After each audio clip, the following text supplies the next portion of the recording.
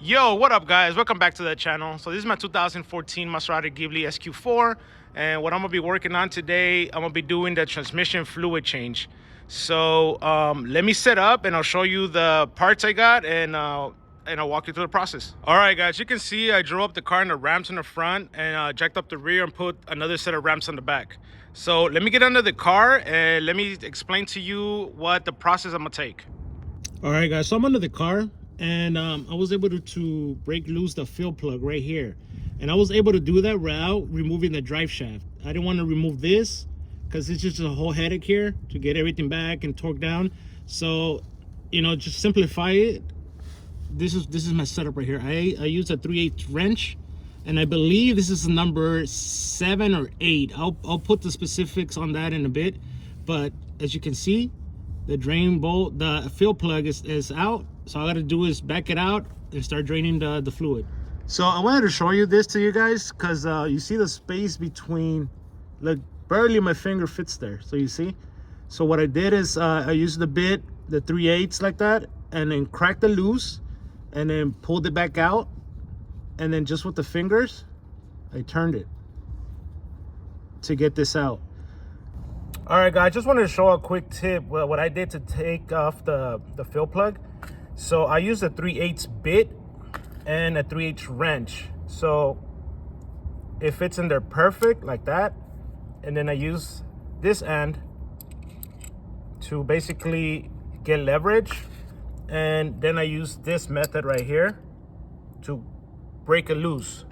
As you break it loose, then you have to remove this and then just do it by hand and finish it up by hand. And the reason for that being is that the drive shaft sits very close, so if you try to back it out with this in there, it hits the drive shaft, it won't be able to get it out. So the rest I did is just did it by hand and it came out. All right guys, so I ended up putting back the fuel plug just to stop the little bit leakage from the top, and I unscrewed the drain bolt on the bottom to get the rest of the fluid out. So once that's done, then I'm gonna start taking off the pan itself. All right guys, I wanted to show you the part that I got is directly from CF, and it comes with the pan itself. It comes already with the O-ring, gasket all around, magnets, and the drain plug is already in. So, and it comes with all the necessary hardware, which is the bolts and a new fuel plug. So in case this strips out, like the one on mine, it kind of stripped out, but I got a new one, so that's good. So it comes ready to go. And I wanted to show you how much I paid for this. I paid 97 bucks from the company, and that's the part number right there. Regardless, I'll be putting a link to all the stuff that I'm using. All right guys, I wanted to show you my original bolt, the fuel plug. It's kind of stripped, so I don't know if somebody did it before I did, but it stripped out bad. But no worries, because the new kit comes with a new one, a brand new one, so we're good. All right guys, so I drained all the fluid out. Now what I have to do is just remove all the bolts that surround the transmission pan to take it down.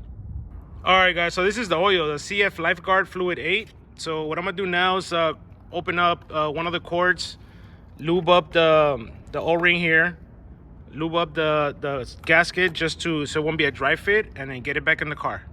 All right guys, you can see I cleaned the mounting surface, put the pan back on, snug the bolts around before I torque them down. So you're gonna use a T40 for the bolts, and then you gotta torque it down to 8 foot-pounds of torque. All right guys, so I'm at the step now. I'm gonna start filling in the transmission. So with the vehicle off, what you do is start pumping the fluid in. Once you see it that it starts dripping out, then you plug it up. Not tight, but just plug up the hole, and then turn on the vehicle. Let it get up to temperature, and once it reaches idling temperature, then with the vehicle still running, get under the car again, unplug the fuel hole, and start pumping in more. Once you see it dripping out again, then you're done for this step. So now plug it up, and then we'll move on to the next step. All right guys, I wanted to show you the setup that I'm using to pump the fluid back in. So I bought this multi-purpose sprayer, and what I did is I cut off the tip, if you can see here, and then I added a clear hose so it could be flexible once you put it in there because of the tight space. So I put about 4 quarts in here, and I just gotta pump it, pressurize it, and start filling up.